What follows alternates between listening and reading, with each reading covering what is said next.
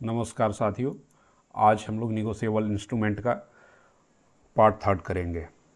तो आइए शुरू करते हैं। देखते हैं question number 102। Where it is provided that the presentment of payment is not necessary in certain cases and the instrument is thereby dishonored at the due date for presentment। ये पूरा bare act है, section 76 में ये बात लिखी हुई है। जब सेक्शन 76 पढ़ेंगे तब इसमें ज़्यादातर क्वेश्चन बेयर एक्ट बेस्ड है। आपको बेयर एक्ट साथ में रखना होगा और उनको पढ़ना होगा। कोशिश आप अपने से करें कि सारे सेक्शन को देखें कि 74 में क्या डील है, 75 में क्या है, 75A क्या है। इस तरह से देखेंगे तो और ज़्यादा अच्छा इम्प्रूव होता है प्रिपरेशन। हमेशा ऐसा ही करना चाहिए ऑब्जेक्टिव बनाते वक्त। Next 103, the provision for payment and interest are given under. तो ये सेक्शन 78 से 81 तक के बीच में दिया है, पेमेंट और इंटरेस्ट से रिलेटेड प्रोविज़न। देखिए question number 104, a wheel of exchange was drawn by in California where the rate of interest is 25% and accepted by B, यही से मेन क्वेश्चन है, accepted by B payable in Washington where the rate of interest is 6%, the will is endorsed in India and is dishonored। पिछले एक video में ऐसा question आया था जिसमें मैंने बताया था इंटरनेशनल लॉ से रिलेटेड निगोशिएबल इंस्ट्रूमेंट में ही दिया है जो प्रावधान निगोशिएशन से रिलेटेड है। तो इसमें पूछा गया है An action for will is brought against B in India. At what rate is he liable to pay? Interest का रेट जो है उसमें ये है कि 25% या 6। तो ये जो है ना एक्सेप्टेड और पेबल इन वाशिंगटन, ये वाला 6% रेट ऑफ इंटरेस्ट लागू होगा। इस तरह से क्वेश्चन नंबर 104 का सही ऑप्शन ए है। अब देखिए question number 105, chapter 17 has been inserted by. तो जो निगोशिएबल इंस्ट्रूमेंट का चैप्टर 17 है जिसमें ये ऑफेंसेस से रिलेटेड बताए गए हैं, सारे ऑफेंस जो चेक का डिसऑनर होने पे होते हैं कोर्ट के पावर प्रोसीडिंग, वो किससे अमेंडमेंट से आया था? तो वो आया था banking public financial institution and negotiable instrument law amendment act के तहत ये आया था। बेयर एक्ट में सन नहीं दिया है, मेरा बेयर एक्ट भी पुराना है, वैसे सन लिखना चाहिए था। किस ईयर में हुआ है, सन का मतलब ईयर होता है।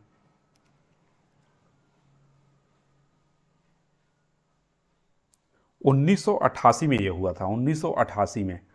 तो इस तरह से इसका सही ऑप्शन हो जाएगा 1988, इसमें ऐड हो जाएगा। अब हम लोग नेक्स्ट क्वेश्चन देखते हैं। क्वेश्चन नंबर 106, इसमें पूछा गया है presumption in favour of the holder is given under. तो प्रिजम्पशन जो है 139 में दिया हुआ है।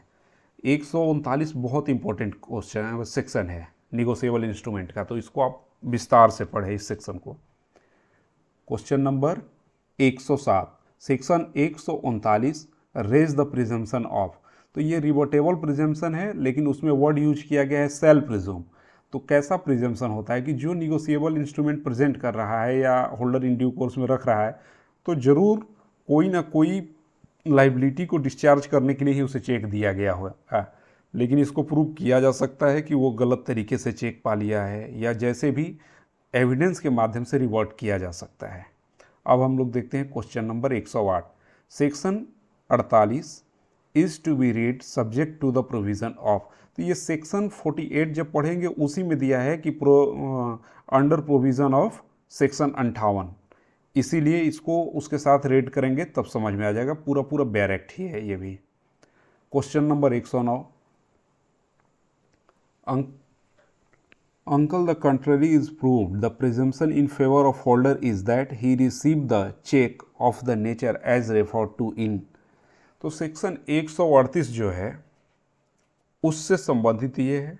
क्वेश्चन नंबर 109 प्रिजम्पशन से in favor of holder, dishonor of check for insufficiency and of fund in the account, उससे रिलेटेड ये क्वेश्चन है सेक्शन 138 से।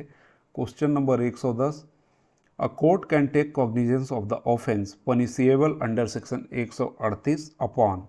तो जो चेक है वो कौन इसके लिए कंप्लेन कर सकता है, इसमें निगोशिएबल इंस्ट्रूमेंट के अंतर्गत, तो उसमें दो लोग कर सकते हैं, a written complaint by the payee या written complaint by the holder in due course, ये दोनों कंप्लेन कर सकते हैं। ये सब भी बात बैरेक में ही लिखी हुई है, इसलिए ये अलग से कहीं और नहीं दिया हुआ है। सेक्शन 138 के क्लॉज बी में है ये। अब क्वेश्चन नंबर हम लोग 111 देखते हैं। No court shall take cognizance of any offence punishable under section 138 except upon a written complaint made within of the date on which. इसमें पूछा जा रहा है कि कितने दिन के अंदर कोर्ट कॉग्निजेंस लेगा कंप्लेन का, तो 1 महीना यानी 1 मंथ टाइम पीरियड दिया गया है, और कभी कभी ऑप्शन में 30 दिन दे देता है, तो वैसे नहीं करना है, 1 मंथ बैरेक में लिखा है, इसलिए इसी को क्लिक करना है, 1 मंथ जिसमें लिखा हुआ है। रेड वाला ऑप्शन सही ऑप्शन है। 112 क्वेश्चन नंबर 112 देखते हैं। The provision as to condonation of delay for taking cognizance after the prescribed period is given under. तो देखिए, निगोशिएबल जो कॉग्निजेंस का टाइम पीरियड दिया हुआ है कि इतने दिन में ही लिया जाएगा, उसको बढ़ाया भी जा सकता है। तो बढ़ाया कब जा सकता है, इसके लिए कुछ परिस्थिति होनी चाहिए। कॉग्निजेंस 142 में दिया है, सेक्शन 142 जो निगोशिएबल इंस्ट्रूमेंट एक्ट का है वो कॉग्निजेंस को डील करता है। उसी में क्लॉज बी का जो प्रोवाइजो है वो कहता है कि इसको किया जा सकता है, यानी 1 महीना जो टाइम पीरियड है उससे ज़्यादा पे भी केस फाइल की जा सकती है, लेकिन किन परिस्थितियों में। तो जब ऐसा अगर आप विस्तार से जानना चाहेंगे तो इसके लिए आपको लिमिटेशन एक्ट पढ़ना पड़ेगा, और वहीं पे बहुत सारे केस लॉ दिया हुआ है कि किन किन परिस्थितियों में कोर्ट ने अलाउ किया और कब अलाउ नहीं किया। इस तरह से हम लोग क्वेश्चन नंबर अब 113 देखते हैं। Section 142(2) has been inserted by, तो ये 2015 के अमेंडमेंट से इंसर्ट किया गया है। Question number 114, section 142(a) come into effect from, तो जब से संशोधन आया 2015 का इफेक्ट में 15/6 से, उसी दिन से यह सेक्शन भी आया था। Question number 115, all offence under chapter 17 shall be tried समरली and for this which provision of the code of criminal procedure shall be apply.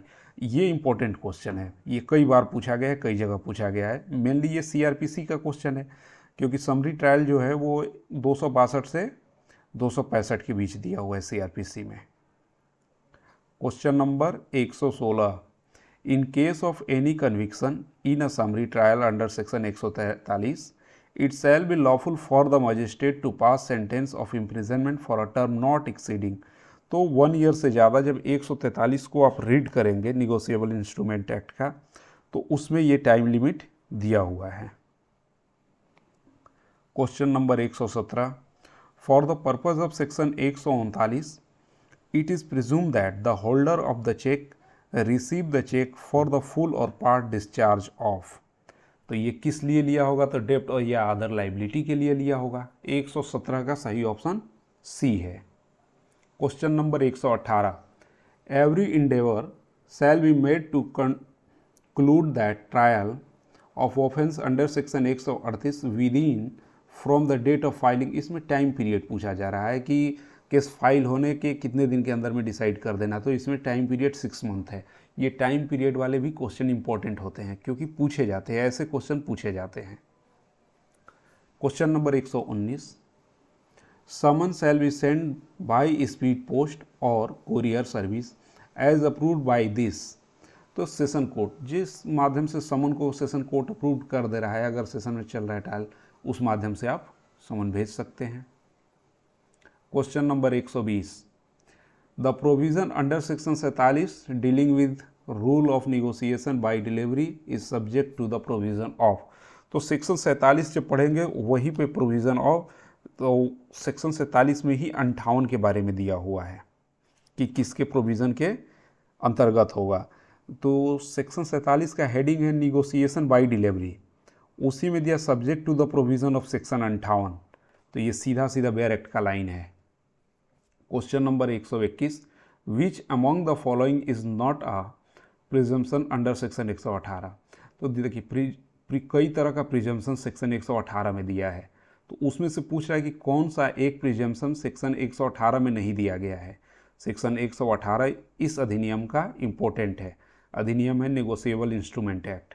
तो ये जो है एज टू ग्रेचुअस ट्रांसफ़र, ये उसमें प्रिजम्पशन में नहीं दिया गया है, बाकी ये सब दिए गए हैं। Question number 122, acceptance and payment for honour and reference in case of need is provided under.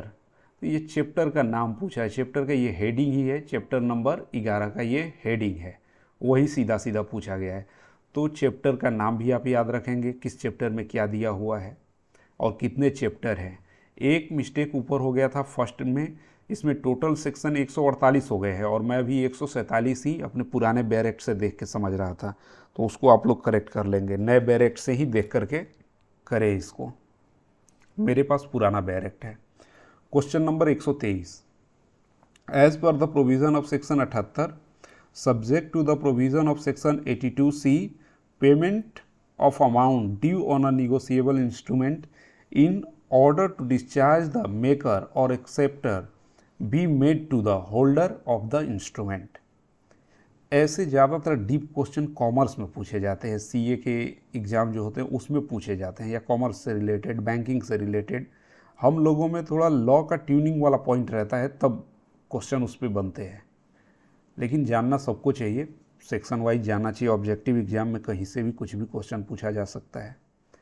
Next question 124, as per the provision of section 80 where no rate of interest is specified in the instrument, interest on the amount due thereon shall be calculated at the rate of। ये important है, जहाँ पे interest का rate नहीं दिया रहेगा तो क्या रहेगा, तो 18% per annum.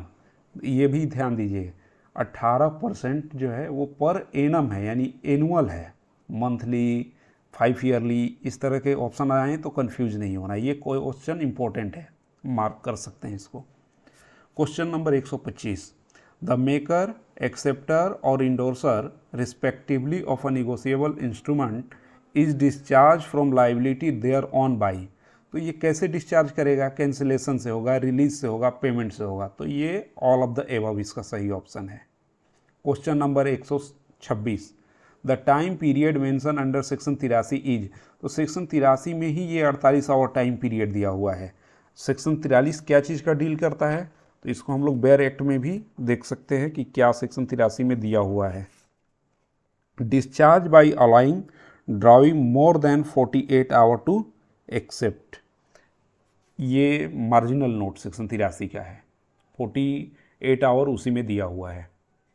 Question number 127, the celebrated case laws of Veer export versus T Kalavathi pertains to. तो ये केस का नाम है, इसको थोड़ा प्रोनाउंस करने में भी गलत इधर उधर हो जाता है, तो करेक्ट आप प्रोनाउंस कर सकते हैं। वो किससे रिलेटेड था, बहुत फेमस ये केस है।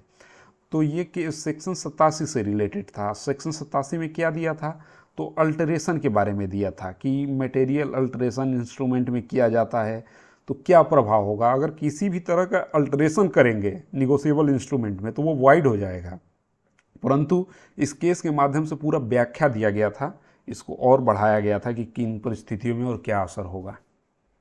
Question number 128, under which section it is provided that the incompetency of the drawer to contract और द एक्सेप्टेंस विगेन qualified make the bill as dishonoured. तो सेक्शन 91 जो है वो डील करता है कि जो dishonour by non acceptance, section 91 में डिसऑनर बाय नॉन एक्सेप्टेंस के बारे में डील करता है, और उसी में non accept drive one several drive, तो उसमें जहाँ कई पार्टी है, एक कर रहा है एक्सेप्ट, एक नहीं कर रहा है, कोई उसी में से माइनर पार्टी है, तो क्या प्रभाव होंगे, उसके परिप्रेक्ष्य में ये क्वेश्चन है। Question number 129, which section deal with rule as to extinguishment of right of action on bill in acceptor hands. तो ये सेक्शन 90 से रिलेटेड है। सेक्शन 90 में ही ये मार्जिनल हेडिंग है सेक्शन 90 का, जो 129 में पूछा गया है।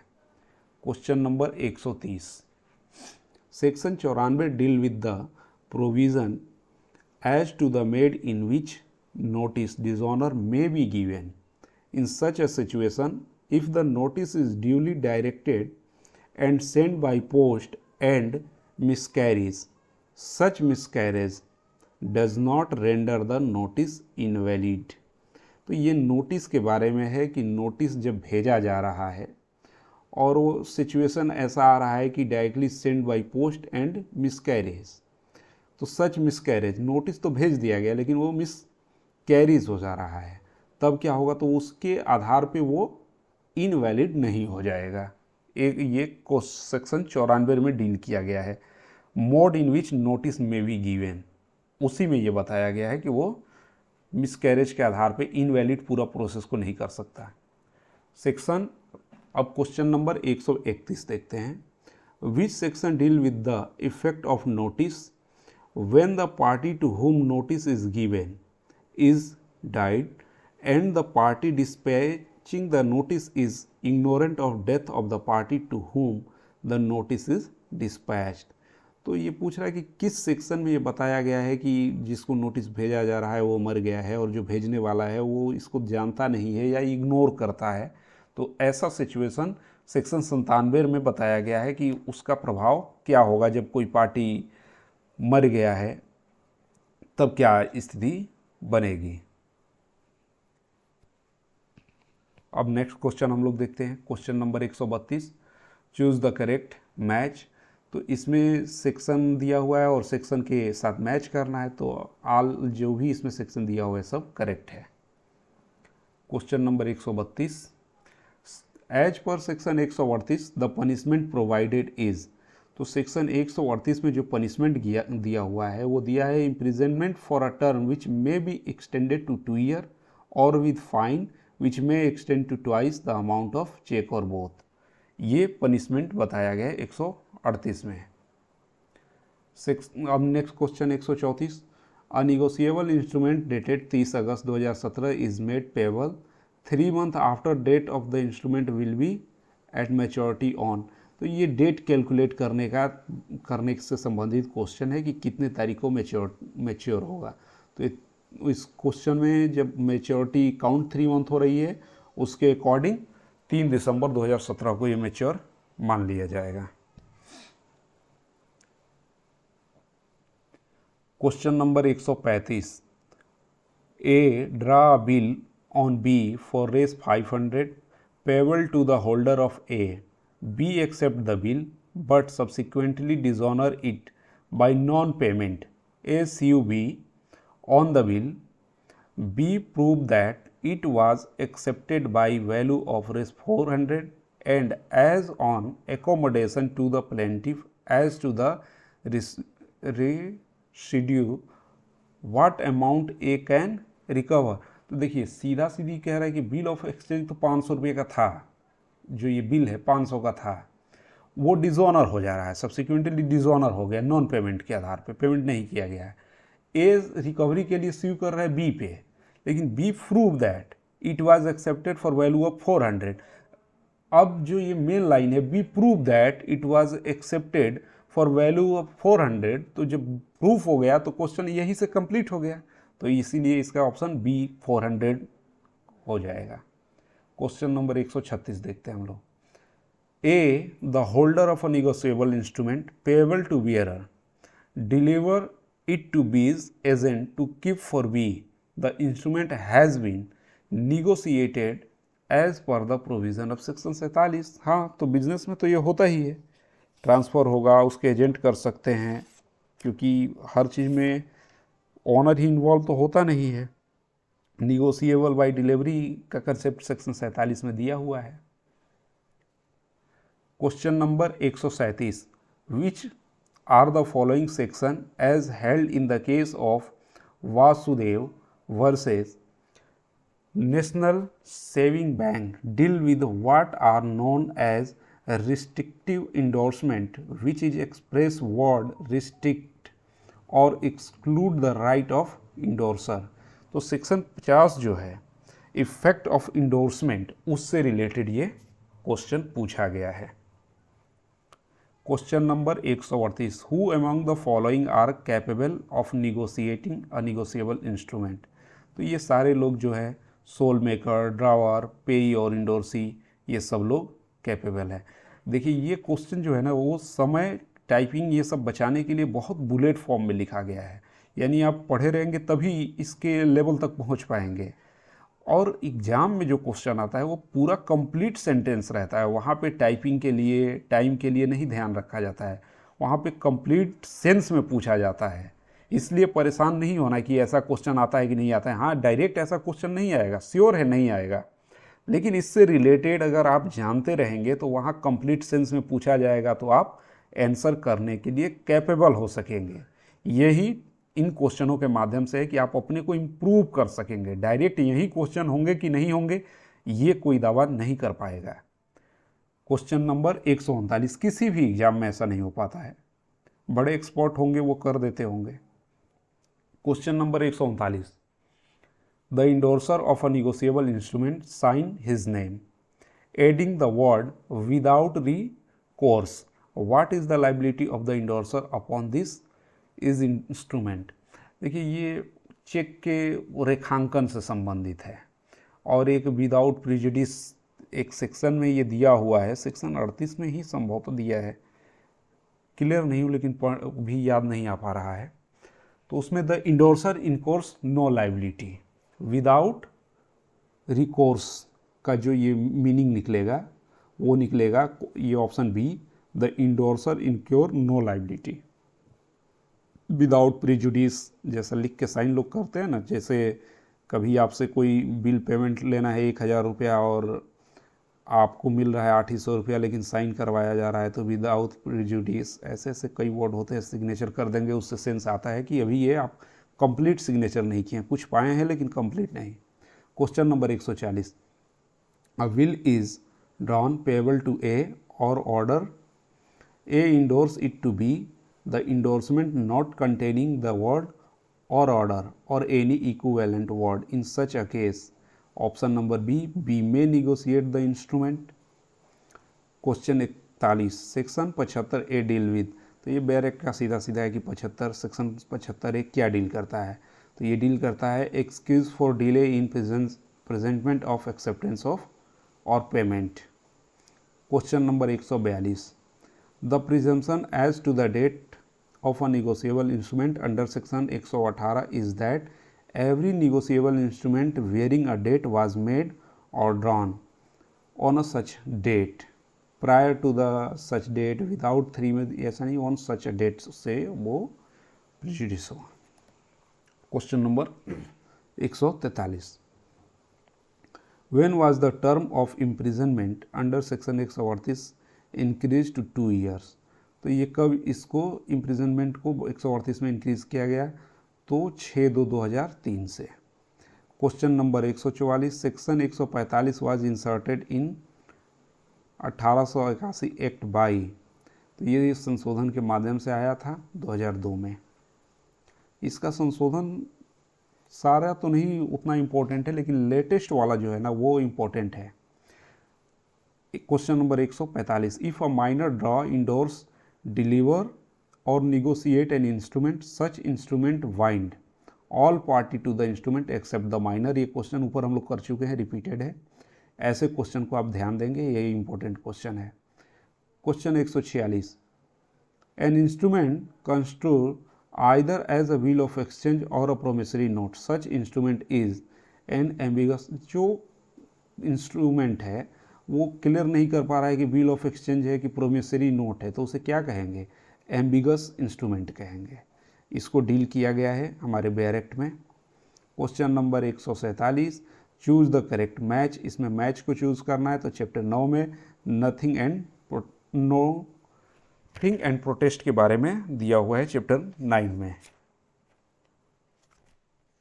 इसको आप बेयर एक्ट से देखते चलेंगे। Question number 148, according to section 46, making acceptance और endorsement of a promissory note, bill of exchange और cheque is completed by delivery, such delivery. तो ये मे बी एक्चुअल डिलीवरी या मे बी कंस्ट्रक्टिव डिलीवरी होगा, shall be actual delivery तो complete हो जाएगा, इसलिए इसका ऑप्शन होगा ए और C. Question number 150, parties not consenting are discharge by qualified और limited acceptance as is provided under section 86 में ये दिया हुआ है, बैरेक पढ़ेंगे तो पता चलेगा। Question number 150, which section provide that notice of dishonour is necessary where it is dispensed with by the party entitle thereto, तो ये सेक्शन 98 में दिया हुआ है। और एक दो ये संशोधन है हमारे बैरेक में, जैसे मैं बताया कि पुराना है, कंप्लीट नहीं है, इन दोनों संशोधनों को आप जरूर पढ़ें। सेक्शन 143A जो 2018 का है संशोधन, interim compensation 20% of cheque amount, और ये जो 148 में अपील से रिलेटेड जो बात दी हुई है, इन दोनों को आप जरूर पढ़ें, इनमें से एक क्वेश्चन में भी हो सकता है। इस तरह से इस पे निगोशिएबल इंस्ट्रूमेंट में 150 क्वेश्चन हुए, एक सेट और है तो इतना ज़्यादा नहीं किया जाएगा इसमें, क्योंकि इसमें 5 ही क्वेश्चन आने हैं। अगले में कॉन्ट्रैक्ट के बारे में अब हम लोग करेंगे, कॉन्ट्रैक्ट में कम से कम 300 क्वेश्चन किया जाएगा। तब तक के लिए थैंक यू वेरी मच।